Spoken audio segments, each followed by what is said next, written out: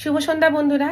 এখন উঠে পড়েছি, এখন হচ্ছে সন্ধ্যাবেলা হয়ে গেছে আর টিফিনের জন্য ব্যবস্থা করছি।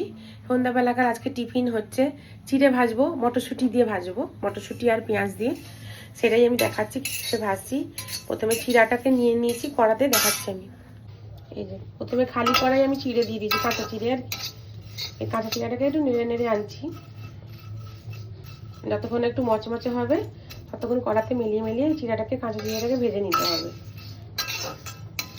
কড়া থেকে নামিয়েও নিয়েছি, এই যে চিড়েটাকে নামিয়ে নিয়েছি। এবার এই খালি কড়াতে এবার একটু তেল দিয়ে দেবো, রিফাইন তেল। রিফাইন তেল দিয়ে দিয়েছি। এবার এর মধ্যে শুধু পেঁয়াজ কুচি দেবো, কাঁচা লঙ্কা কুচি দেবো আর মটরশুঁটি দেবো, আর কিছু দেবো না। এই পেঁয়াজ কুচি দিয়ে দিলাম। পেঁয়াজ কুচিটা লাল করে ভাজবো না, কাঁচা কাঁচাই ভাজবো।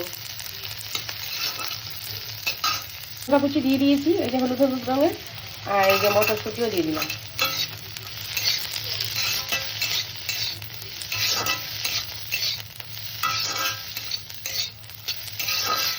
একটু ঘরে চিনাবাদাম ছিল, সেটাকেও দিয়ে দিলাম। এটা দিলেও হয়, না দিলেও হয়, যেহেতু চিনাবাদাম ছিল তাই দিয়ে দিলাম।